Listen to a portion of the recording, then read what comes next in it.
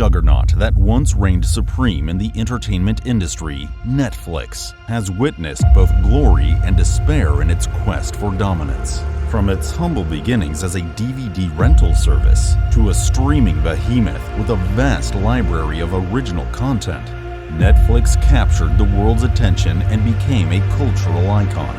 Netflix's meteoric rise seemed unstoppable. However, its relentless pursuit of growth and profitability has led to questionable decisions and the loss of its once loyal subscribers. As the company grew, so did its challenges, from increasing competition to content controversies and financial setbacks.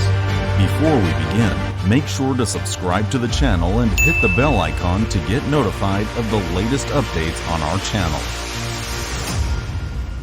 In sunny California, Hastings and Randolph were two ambitious men with a grand vision. As they carpooled between their homes in Santa Cruz and the headquarters in Pure Atria in Sunnydale, a revolutionary idea was born. In the carpool, they had Patty McCord, who later became the head of human resources at Netflix. Randolph, who was a fan of Amazon, envisioned the possibility of finding a large category of portable items to sell over the internet using a similar model. Selling and renting VHS tapes was out of the question because it was too expensive to stock and too delicate to ship. Then, a ray of hope arrived in the form of DVDs, which were first introduced in the United States in 1997. To test the concept of selling or renting DVDs by mail, they mailed a compact disc to Hastings' house in Santa Cruz. When the disc arrived unscathed, they knew they had found their calling. They decided to enter the $16 billion home video sales and rental industry, and Netflix was born. Hastings claimed he decided to start Netflix after being fined $40 at a Blockbuster store for being late to return a copy of Apollo 13. Hastings invested $2.5 million into Netflix from the sale of Pure Atria. With 30 employees and 925 titles available, nearly all DVDs published, Netflix launched as the first DVD rental and sales website. When Randolph and Hastings met Jeff Bezos, Amazon offered to acquire Netflix for between $14 and $16 million. Randolph thought the offer was fair, but Hastings, who owned 70% of the company, turned it down on the plane ride home. Initially, Netflix offered a per-rental model for each DVD, but introduced a monthly subscription concept in September 1999. The per-rental model was dropped by early 2000, allowing the company to focus on the business model of flat-fee unlimited rentals, without due dates, late fees, shipping and handling fees, or per-title rental fees. The year 2001 was a turning point for Netflix. DVD players were a popular holiday gift, and a demand for DVD subscription services was growing like crazy. By 2005, 35,000 different films were available, and Netflix shipped 1 million DVDs out every day. On April 4, 2006, when Netflix filed a patent infringement lawsuit against Blockbuster LLC's online DVD rental subscription program in the United States District Court for the Northern District of California, alleging they violated 2 patents held by Netflix. The companies settled their dispute on June 25, 2007, with undisclosed terms. In 2007, they lowered their fees, determined to keep up with their rival. However, the urban legend that Netflix was solely responsible for Blockbuster's downfall in the DVD rental market is far from the truth. The battle between Netflix and Blockbuster may have ended, but the legacy of these two titans of the DVD rental industry lives on. In a bold and daring move that sent shockwaves through the entertainment industry, a company launched a groundbreaking streaming media service in January 2007. This revolutionary new offering brought the enchanting experience of video on demand directly to customers through the internet. It was a daring risk to take, especially since the company had a mere 1,000 films available for streaming at the time, which paled in comparison to the 70,000 titles available on DVD. However, this company had been toying with the idea of offering movies online for quite some time.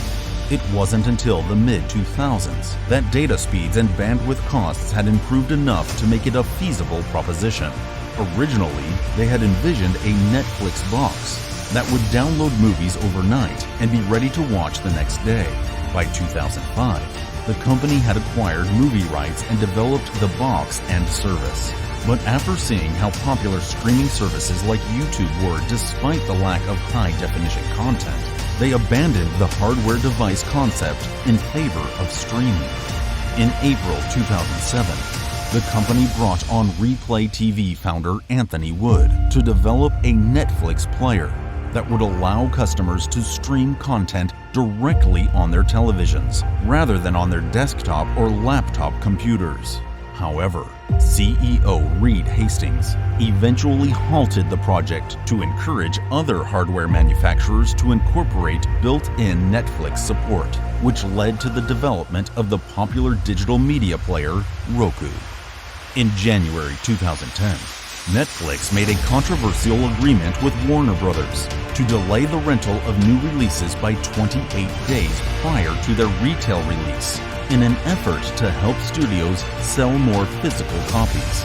Similar deals with Universal Pictures and 20th Century Fox were struck on April 9th. In July of that same year, Netflix signed a deal to stream movies from Relativity Media, and in August, they entered into a 5-year deal worth nearly $1 billion to stream films from Paramount, Lionsgate, and Metro-Goldwyn-Mayer.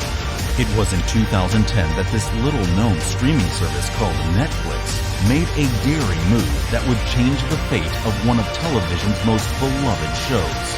Netflix acquired the rights to Breaking Bad, produced by Sony Pictures Television, just after the show's 3rd season. At the time, the show's original broadcaster, AMC, was considering canceling it altogether. However, Sony saw potential in Netflix and convinced them to release Breaking Bad in time for the 4th season. And the rest, as they say, is history. In 2011, Netflix embarked on a brave mission to create original content. In March, they took a daring step by ordering a political drama called House of Cards, led by the illustrious Kevin Spacey, straight to series from MRC. The competition was fierce, but Netflix emerged victorious, commissioning the first ever TV series specifically for their service. Then, on February 1st, 2013, the world witnessed the grand debut of House of Cards, marking Netflix's first Netflix original production. A few weeks later, Netflix struck a fantastic deal with DreamWorks Animation to produce children's TV shows based on its properties, starting with Turbo FAST, a spin-off of its film Turbo. The excitement continued in July 2013, when Orange is the New Black hit screens and quickly became Netflix's most watched original series of that time. It was on par with the viewership of successful shows on cable and broadcast TV, making it a true sensation.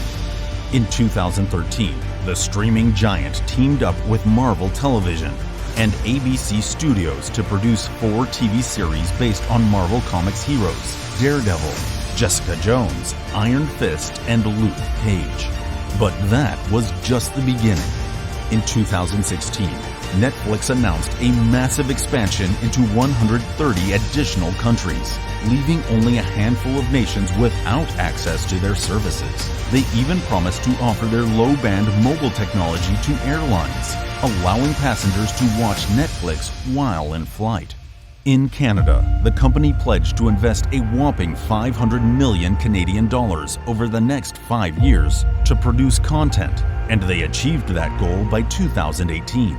But that wasn't enough for Netflix. They set their sights even higher, with an ambitious plan to have half of their library consisting of original content by 2019. To make this happen, they invested a staggering $8 billion on original content in 2018 and signed top-tier talent like Sean Levy for his production company 21 Laps Entertainment to exclusive deals. And then there were the headlines that shook the world. In 2018, Netflix acquired the rights to The Cloverfield Paradox for a jaw-dropping $50 million. And in 2018, former U.S. President Barack Obama and his wife Michelle signed a deal to produce content for Netflix under their newly formed production company, Higher Ground Productions. But the excitement didn't stop there. In 2020, Prince Harry and Meghan Markle joined forces with Netflix to produce a range of exciting new content, cementing Netflix's status as a true powerhouse in the entertainment industry. And just recently, in 2022, Netflix revealed that they had raked in an incredible £1.4 billion in annual revenue from their UK subscribers alone.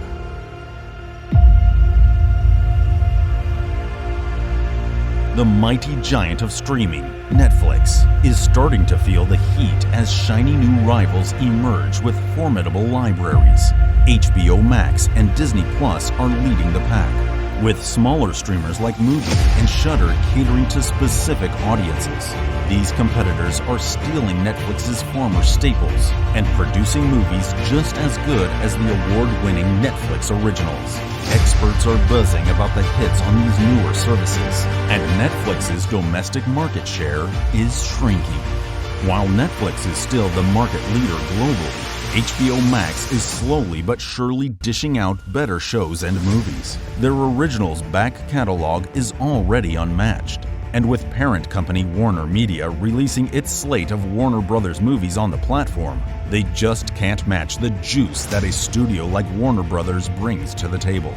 The streaming wars have officially begun, and Netflix is facing some real competition.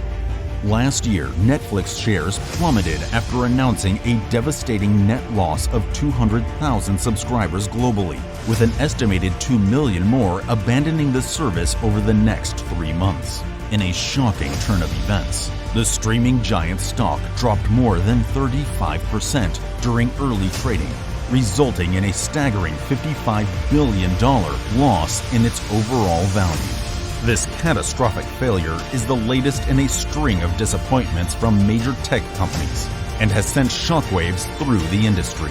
But the question remains, can Netflix continue to grow indefinitely? Are their future plans a display of confidence or a desperate attempt to recover from this setback? So, what went wrong? For starters, Netflix has experienced a reduction in subscribers for the first time in a decade. The company has confirmed that more subscribers have canceled than joined. While Netflix boasts 222 million subscribers worldwide, it's worth noting that a significant number of households in their biggest markets, the US and Canada, already have a subscription. This leaves the company with a rapidly shrinking pool of non-subscribers to target.